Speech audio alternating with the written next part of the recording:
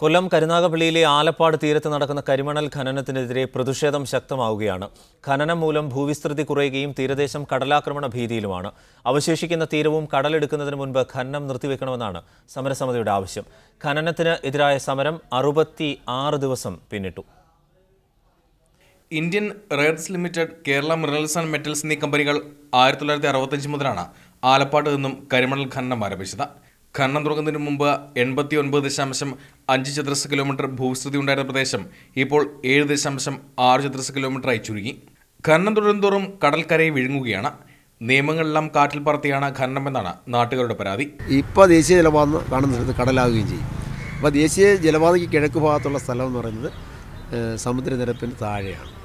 അവിടെയാണ് ഓണാട്ടുകര എന്ന് പറയുന്ന കാർഷിക മേഖല, കുട്ടനാട് എന്ന് പറയുന്ന കാർഷിക മേഖല, ശുദ്ധജല തടാകം, ശാസ്താംകോട്ട, ഇതെല്ലാം കടൽവെള്ളത്തിനടിയിലാകുന്നൊരു സ്ഥിതിയിലേക്ക് മധ്യ തിരുവിതാംകൂർ മാറുകയാണ്. ഖനനം നടത്തിയ സ്ഥലം പൂർവ്വസ്ഥിതിയിലാക്കണമെന്ന ചട്ടവും പാലിക്കപ്പെടുന്നില്ല. സൊസൈറ്റിക്ക് എന്ത് സംഭവിക്കും? അവിടെ ജീവിക്കുന്നവർക്ക് എന്ത് സംഭവിക്കും? ആരെങ്ങനെ ജീവിക്കും? ആ സോഷ്യൽ ഇമ്പാക്റ്റ് സ്റ്റഡി ഇല്ലാതാണ് ഈ പ്രോജക്റ്റ് തുടങ്ങിയിരിക്കുന്നത്. അതുപോലെ 70% ആളുകളുടെ അനുവാദമുണ്ടെങ്കിലേ ഇത്തരം പ്രോജക്റ്റുകൾ തുടങ്ങാൻ പാടുള്ളൂ, ഭൂമി എടുക്കാൻ പാടുള്ളൂ. അപ്പോൾ ഒരു ഭാഗത്ത് ഗവൺമെൻറ് നിയമങ്ങളെല്ലാം ലംഘിക്കുന്നു. അനുമതിയില്ലാത്ത സ്ഥലത്തും IRA കമ്പനി ഖനനം നടത്തുകയാണെന്ന് നാട്ടുകാർ ആരോപിക്കുന്നു. കടലിനും കായലിനും ഇടയ്ക്കുള്ള ഗ്രാമമാണ് ആലപ്പാട്. ഇനിയും ഖനനം തുടർന്നാൽ ഗ്രാമം ഭൂപടത്തിൽ മാത്രമായി തീരുമെന്ന ഭീതിയിലാണ് ഇവിടുത്തുകാർ. മീഡിയ 1 കൊല്ലം. ബിനിൽ സാബു മറ്റ് വിവരങ്ങൾ നൽകും. ബിനിൽ, ചെറുതും വലുതുമായി നിരവധി സമരങ്ങൾ 1960 മുതൽ ഈ പ്രദേശങ്ങളിൽ നടക്കുന്നുണ്ട്. ലിത്തോ മാപ്പ് പ്രകാരം 89.6 ചതുരശ്ര കിലോമീറ്റർ ഉണ്ടായിരുന്ന പ്രദേശം 7 ചുരുങ്ങിയിട്ടുണ്ട്. അതായത് നിരവധി തവണ ചർച്ച ചെയ്യപ്പെട്ട സമരങ്ങൾ നടന്നൊരു പ്രദേശം കൂടിയാണിത്. ഒരു ഭൂപ്രദേശം അക്ഷരാർത്ഥത്തിൽ ഭൂമിയിൽ നിന്ന് അപ്രത്യക്ഷമാകുന്ന സവിശേഷമായ സാഹചര്യമാണ്. അവസാന ശ്രമം എന്ന നിലയിൽ എന്താണ് ഈ സമരക്കാർ ചെയ്യുന്നത്? ഏതെങ്കിലും തരത്തിലുള്ള പ്രതിരോധ മാർഗങ്ങൾ അവിടെ ഉണ്ടാവുന്നുണ്ടോ?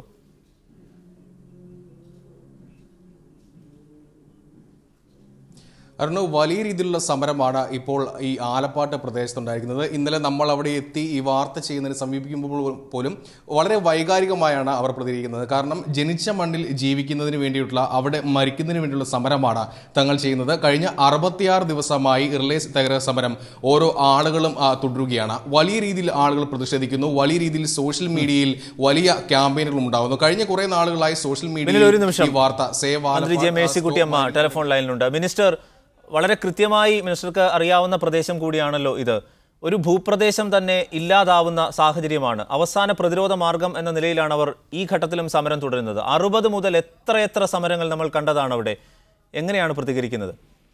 ഇപ്പോ നമ്മളവിടെ ലാൻഡ് പ്രൊട്ടക്ട് ചെയ്യാൻ കഴിയുമാറ് അവിടെ സീ വാഷിംഗ് എന്ന് പറയുന്ന സിസ്റ്റം പോലെ അപ്പോഴാണ് കടലെടുത്ത് തീർന്നു പോകുന്നത്. അതുകൊണ്ട് നമ്മൾ ലാൻഡില് അവിടെ പുലിമുട്ട് കെട്ടാൻ തീരുമാനിച്ചു. വർക്ക് അവാർഡ് ചെയ്തു, ടെൻഡർ ചെയ്തു. ഞാൻ പോയത് ഉദ്ഘാടനം ചെയ്ത് കഴിഞ്ഞു. അതവിടെ നടക്കും. പുലിമുട്ട് കെട്ടുന്നതോടുകൂടി കര ഇനി എടുത്തു പോകുന്നത് തടയപ്പെടും. അതുകൊണ്ട് ആ വർക്ക് അവിടെ സാങ്ഷൻ ചെയ്തു. അത് വർക്ക് സ്റ്റാർട്ട് ചെയ്യാൻ ഉത്തരവും കൊടുത്തു എന്നുള്ളത് എല്ലാവർക്കും അറിയാം. ഇനിയും സമരം ചെയ്യുന്നത് അതൊരു പ്രചരണ ആയുധം എന്നതിന്റെ അപ്പുറത്തേക്ക് കാണേണ്ടതില്ല. ഗവൺമെന്റ് അതിനകത്ത് കൃത്യമായ സുരക്ഷാ മെഷേഴ്സ് എടുത്ത് കഴിഞ്ഞിരിക്കുന്നു. അതായത് അശാസ്ത്രീയമായ ഖനനമാണ് ഈ പ്രദേശങ്ങൾ അസ്തമിച്ചു നൂറ്റാണ്ട് മുഴുവൻ അവിടെ നടന്നത് സീ വാഷിംഗ് ആയിരുന്നു. ആ സീ വാഷിംഗ് ആയതുകൊണ്ട് തന്നെ കര കുറെ പോയിട്ടുണ്ട് എന്ന് ജനങ്ങൾ പറയുന്നത് വസ്തുതയാണ്. ആ സാഹചര്യത്തിലാണ് ഞങ്ങൾ ഇനി പുലിമുട്ടിട്ട് കര സംരക്ഷിക്കാൻ കഴിയുന്ന തരത്തിലേക്ക് അവിടെ സീ വാഷ് ചെയ്ത് പോകുമ്പം സംരക്ഷണമില്ല. ഇതിപ്പം മിനറൽസ് മാറ്റി മറ്റേ മണ്ണ് അവിടെ തന്നെ നിക്ഷേപിക്കാനും അങ്ങനെ കര പ്രൊട്ടക്ട് ചെയ്യാനും കഴിയുന്നതാണ് പുലിമുട്ട്. അതവിടെ തീരുമാനം എടുത്തു കഴിഞ്ഞു. പുലിമുട്ടിടുമ്പോൾ അവിടെ കര വെക്കും കൂടുതലായി. അത്തരം തീരുമാനം എടുത്ത് വർക്ക് അവാർഡ് ചെയ്ത് ടെൻഡർ ചെയ്ത് വർക്ക് സ്റ്റാർട്ട് ചെയ്യാണ്. ഇനി അങ്ങനെ തർക്കത്തിലേക്ക് പോകേണ്ട കാര്യമില്ല. ഇനിയും സമരം ചെയ്യുക എന്ന് പറഞ്ഞാൽ അതൊരു പ്രചരണമായി പോകുക എന്നതിനപ്പുറത്തേക്ക് പരിഹാരം ഗവൺമെന്റ് കണ്ടു കഴിഞ്ഞു എന്നാണ് എനിക്ക് പറയാനുള്ളത്. ഈ തദ്ദേശീയരായ ജനങ്ങൾ കൂടിയാണല്ലോ മിനിസ്റ്റർ ഈ കടൽ തദ്ദേശീയമായ ജനങ്ങള് എല്ലാ കാലത്തും അവർ തന്നെ ആയിരുന്നു ആദ്യം ഇതിനൊക്കെ മണ്ണ് ചാക്കി കെട്ടിക്കൊണ്ടുപോകാൻ കൂട്ടുനിന്നവര്. അപ്പൊ അതുകൊണ്ട് തദ്ദേശീയരായ ജനങ്ങളിൽ പലതരം സ്വഭാവമുള്ളവരുണ്ട്. ഇപ്പൊ എന്തായാലും അവിടെ പൊതുവിൽ കര പ്രൊട്ടക്ട് ചെയ്യുന്ന നിലപാട് ഗവൺമെന്റ് സ്വീകരിച്ചു കഴിഞ്ഞു. അത് അവർ കൂടി അറിയുന്ന കാര്യമാണ്. ഞാനാണ് അവിടെ പോയി അത് ഉദ്ഘാടനം ചെയ്തത്. അതുകൊണ്ട് ആ കാര്യം അവർക്ക് അറിയുന്നതാണ്. അറിയുന്ന കാര്യത്തിൽ വീണ്ടും എന്തിനാണ് സമരം എന്നുള്ളത് സമരം ചെയ്യുന്നവരോട് ചോദിക്കേണ്ടതാണ്. ഗവൺമെന്റ് ചെയ്യേണ്ട കാര്യങ്ങൾ ചെയ്തു കഴിഞ്ഞു. അതായത് നമ്മൾ ഈ കടൽ ഇരച്ചു കയറുന്ന ഒരു മഹാദുരന്തത്തെ കാത്തിരിക്കുന്നുവെന്നാണ് പറയപ്പെടുന്നത്. ഈ പുലിമുട്ടുകൾ സ്ഥാപിക്കുന്നതോടുകൂടി ഈ ആശങ്കകൾക്ക് ഒരു പരിഹാരമാകുമോ കൃത്യമായി? തീർച്ചയായും പുലിമുട്ട് സ്ഥാപിക്കുന്നതോടുകൂടി കര വെക്കപ്പെടുകയാണ് ചെയ്യുന്നത്, കര നഷ്ടപ്പെടുകയല്ല ചെയ്യുന്നത്. നന്ദി മിനിസ്റ്റർ, ഈ ഘട്ടത്തിൽ പ്രതികരിച്ചതിന് അജയ് മേഴ്സിക്കുട്ടിയമ്മ. ബിനിൽ സാബു വിവരങ്ങൾ നൽകും. ബിനിൽ, ഈ നേരത്തെ പറഞ്ഞ പോലെ 60 മുതൽ സമരം നടക്കുന്നുണ്ട്. ഇക്കാര്യത്തിൽ ആശങ്കകൾക്ക് വകയില്ല എന്നാണ് മിനിസ്റ്റർ പറയുന്നത്. അതായത് കടലെടുത്തു പോകുന്ന പ്രദേശങ്ങൾക്ക് തടയിടാനായി ഈ കൃത്യമായ മേഖലകളിൽ സീ ബെൽറ്റ്, അതായത് പുലിമുട്ടുകൾ സ്ഥാപിക്കുക എന്നുള്ളതാണ് ഇതിന് പരിഹാരമാർഗം എന്നുള്ളത്. ഇത് ഈ നാട്ടിലെ ജനങ്ങൾക്ക് ഇവർ എത്രത്തോളം വിശ്വാസത്തിൽ എടുത്തിട്ടുണ്ട്, അല്ലെങ്കിൽ ഇത് ആശ്വാസജനകമായൊരു സാഹചര്യമായി അവർ കാണുന്നുണ്ടോ?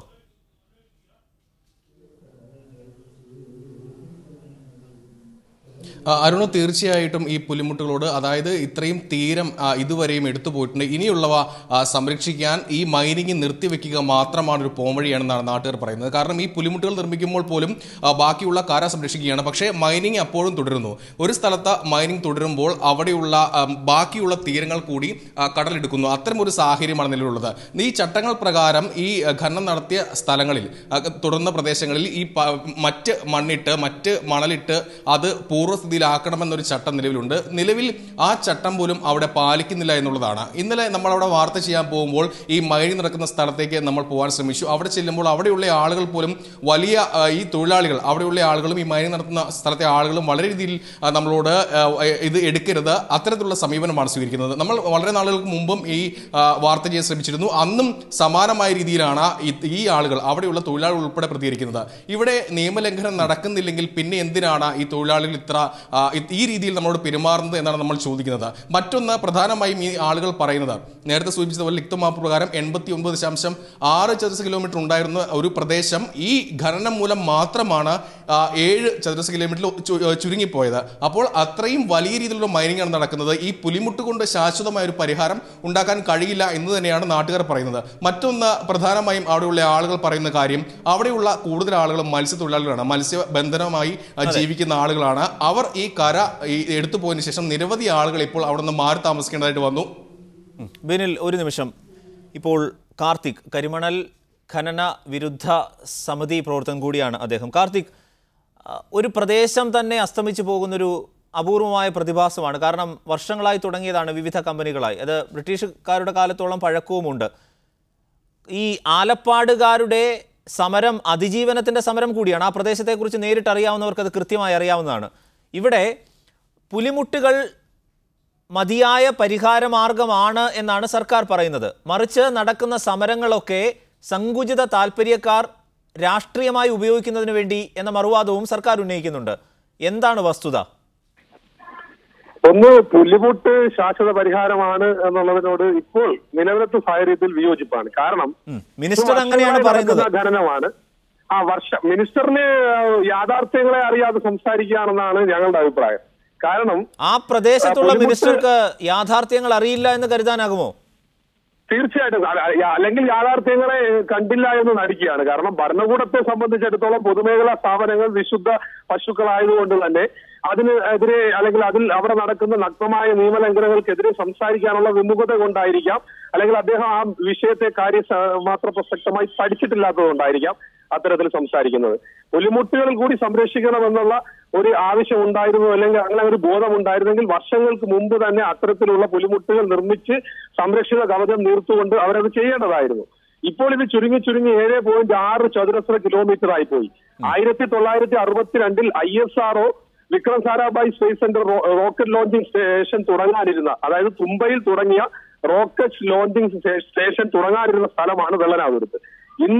അന്ന് അതിനെക്കുറിച്ചിട്ട് വ്യക്തമായി പറയുന്നുണ്ട്, കടലിനും കായലിനും ഇടയിൽ 4 മുതൽ 8 കിലോമീറ്റർ ഭൂവിസ്തൃതിയുള്ള പ്രദേശമായിരുന്നത് കൊണ്ടാണ് ആ സ്ഥലത്തെ തെരഞ്ഞെടുത്തതെന്ന് APJ അബ്ദുൽ കലാമിന്റെ ആത്മകഥയിൽ, ഡോക്ടർ രാജ് ശങ്കപ്പയുടെ ആത്മകഥയിൽ ഉൾപ്പെടെയുള്ളതിൽ പറയുന്നുണ്ട്. പക്ഷേ ഇന്ന് ആ ഭൂമിയിലേക്ക് വന്നാൽ, മീഡിയ വൺ ഉൾപ്പെടെയുള്ളവർ വന്നു നോക്കിയാൽ 10 മീറ്ററിലേക്ക് അത് ചുരുങ്ങിയിട്ടുണ്ട്. ചില ഭാഗങ്ങളിൽ അത് കടൽ ഒന്നായി കഴിഞ്ഞു. അപ്പോൾ ഈ 7.6 ചതുരശ്ര കിലോമീറ്റർ ആയ ഭൂപ്രദേശത്ത് ഇനി പുലിമുട്ടെന്ന് പറയുന്നത് ശാശ്വത പരിഹാരമല്ല. മാത്രമല്ല, ലോകത്തിന്റെ ഖനന ചരിത്രങ്ങളെ എടുത്തു നോക്കിയാൽ ഖനനം എന്ന് പറയുന്ന ഒരു തുടർ പ്രക്രിയയല്ല. പരിസ്ഥിതിയെ സംബന്ധിച്ചിടത്തോളം പരിസ്ഥിതിക്ക് പ്രതികൂലമായി ബാധിക്കുന്ന ഒരു സാഹചര്യം വന്നു കഴിഞ്ഞാൽ ഖനനം നിർത്തേണ്ടതാണ്. ഒറീസയിലെ ഭുവനേശ്വർ പോലെയുള്ള പ്രദേശങ്ങളിലൊക്കെ വേദാന്തയെ പോലെയുള്ള കമ്പനികൾ ഖനനം എന്ന് പറയുന്നത് ഒരു പരിധിയിലേക്ക് എത്തിയപ്പോൾ ജനങ്ങളുടെ എതിർപ്പ് ശക്തമാകുമ്പോൾ നിർത്തുന്ന ഒരു സാഹചര്യമാണ് ഉണ്ടായത്. ഇവിടെ ഇനി 7.6 ചതുരശ്ര കിലോമീറ്ററിൽ 25,000-ഓളം വരുന്ന ജനങ്ങൾ കേരളത്തിന്റെയും കേന്ദ്രത്തിന്റെയും ഖജനാവിലേക്ക് കോടിക്കണക്കിന് രൂപയുടെ വിദേശ നാണ്യം സംഭാവന ചെയ്യുന്ന മത്സ്യത്തൊഴിലാളി സമൂഹമാണ് ജീവിക്കുന്നത്. അപ്പൊ അവരുടെ നിലനിൽപ്പ് എന്ന് പറയുന്നത് ഒരു മനുഷ്യന്റെ എക്സിസ്റ്റൻസിനെ കുറിച്ചിട്ട് ചിന്തിക്കാതെ ഇത്തരത്തിൽ വീണ്ടും പുലിമുട്ടുകൾ ഇടാമെന്നും അതിൽ പിന്നീട് ഖനനം നടത്താമെന്നും പറയുന്നത് ഞങ്ങളെ സംബന്ധിച്ചിടത്തോളം ഒരു തരത്തിലും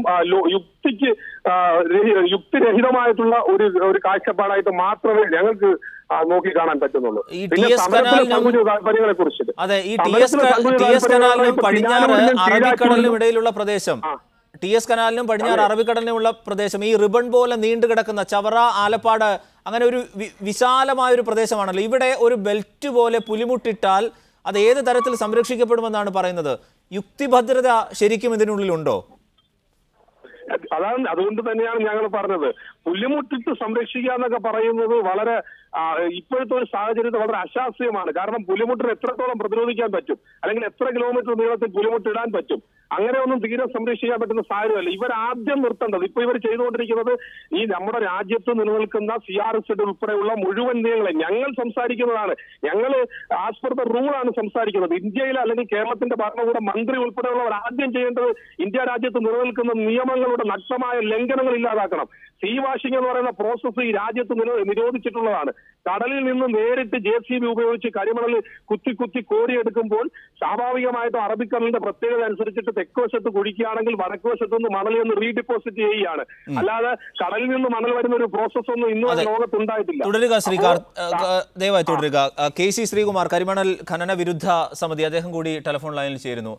ശ്രീ KC ശ്രീകുമാർ, ആലപ്പാടിനെ കടൽ വിഴുങ്ങുന്നതിന് മുൻപ് അവസാന പരിശ്രമത്തിലാണല്ലോ നിങ്ങൾ. നിൽക്കുന്ന പ്രദേശത്തെ മണ്ണുപോലും ഒലിച്ചു പോകുന്ന ഒരവസ്ഥയാണത്. ലിത്തോമാപ്പ് പോലും സൂചിപ്പിക്കുന്നത് അതാണ്. പക്ഷേ ഈ പുലിമുട്ടുകളാണ് ശാശ്വതമായ പരിഹാരം എന്ന് സർക്കാർ മറുവാദം ഉന്നയിക്കുന്നുണ്ട്. നിങ്ങളിൽ ചിലർ സങ്കുചിത രാഷ്ട്രീയ താല്പര്യത്തിന് വേണ്ടി അതിന് വിഘാതം നിൽക്കുകയാണ് എന്നും മിനിസ്റ്റർ ദേ ഒടുവിലായി പോലും പറയുന്നുണ്ട്. എന്താണ് വസ്തുത? യാതൊരു വസ്തുതയില്ല. എവിടെയൊക്കെ പുലിമുട്ടുണ്ടായിട്ടുണ്ടോ അതിന്റെ തെക്ക് ഭാഗത്തോ അല്ലെങ്കിൽ അതിന്റെ സൈഡിലോ മണലടിയുകയും അതിന്റെ ആഘാതം തൊട്ടടുത്ത പ്രദേശങ്ങൾ ഉണ്ടാകുകയും ചെയ്യുന്നതാണ് ഇതുവരെയുള്ള അനുഭവം ഉണ്ടായിട്ടുള്ളത്. അതിന്റെ ഏറ്റവും വലിയ തെളിവാണ് ഇരവൂരം തോപ്പ് ഭാഗത്തുണ്ടാകുന്ന കടലാക്രമണം എന്ന് പറയുന്ന തങ്കശ്ശേരി ബ്രേക്ക് വാട്ടർ നിർമ്മാണം. തെക്കുവശത്തെ കിഴക്ക് പടിഞ്ഞാറുള്ള പുലിമുട്ടിന്റെ നിർമ്മാണം നടന്നു കഴിഞ്ഞപ്പോഴാണ് ആ ഭാഗത്ത് പുലിമുട്ടിനോട് ചേർന്ന് മണലടിയുകയും അതിന്റെ തെക്ക് ഭാഗത്ത് മാറി കടലാക്രമണം ഉണ്ടാവുകയും ചെയ്തത്. അതുപോലെ തന്നെ ഇവിടെയൊക്കെ പുലിമുട്ടുണ്ടാക്കിയിരിക്കുന്ന സ്ഥലങ്ങളിലൊക്കെ മുട്ടുമുട്ടിന് സമീപം മണലടിയും അതിന് കുറച്ചപ്പുറത്ത് മാറി അതിന്റെ ആഘാതങ്ങൾ ഉണ്ടാകുകയും ചെയ്യുന്നതായിട്ടാണ് കാണുന്നത്. ഇതിനെല്ലാം ഉപരിയായിട്ട് ഇനി പശ്ചിമഘട്ട മലനിരകൾ പൊളിച്ചു വേണം ഈ പുലിമുട്ടുകൾ ഉണ്ടാക്കാൻ. എവിടെ പാറ, എവിടെ? അങ്ങനെ ധാരാളം പ്രശ്നങ്ങൾ ഇനി തീരത്ത് അവശേഷിക്കുകയാണ്. ഇനി ഈ തീരം ഇനി കടലിലാണ്ട് പോയി കഴിഞ്ഞാൽ കേരളം കടലിലാണ്ട് പോകാൻ പോകുന്ന സ്ഥിതിവിശേഷത്തിലേക്കാണ് വരാൻ പോകുന്നത്. 89.5 ചതുരശ്ര കിലോമീറ്റർ പ്രദേശം ഇല്ലാതാവുകയും കേവലം 7.6 ചതുരശ്ര കിലോമീറ്റർ മാത്രമായി ആലപ്പാട് പഞ്ചായത്ത് മാത്രം ചുരുങ്ങിയപ്പോൾ ആറാട്ടുപുഴയുടെയും തൃക്കുന്നപ്പുഴയുടെയും ഒക്കെ തീരത്തുനിന്ന് മണലൊഴുകി ഇവർ വാരുന്ന സ്ഥലത്തേക്ക് എത്തിച്ചേരുകയായിരുന്നു എന്നുള്ളതാണ് യാഥാർത്ഥ്യം.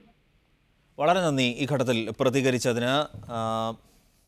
കാർത്തിക്, കരിമണൽ ഖനന വിരുദ്ധ സമിതി പ്രവർത്തകനൊപ്പം KC Sreekumar. Minister J. Mercykuttyamma telephone ലൈനിലും സമഗ്രമായ വിവരങ്ങൾ നൽകിയത് ബിനുൽ സാബു ആണ്.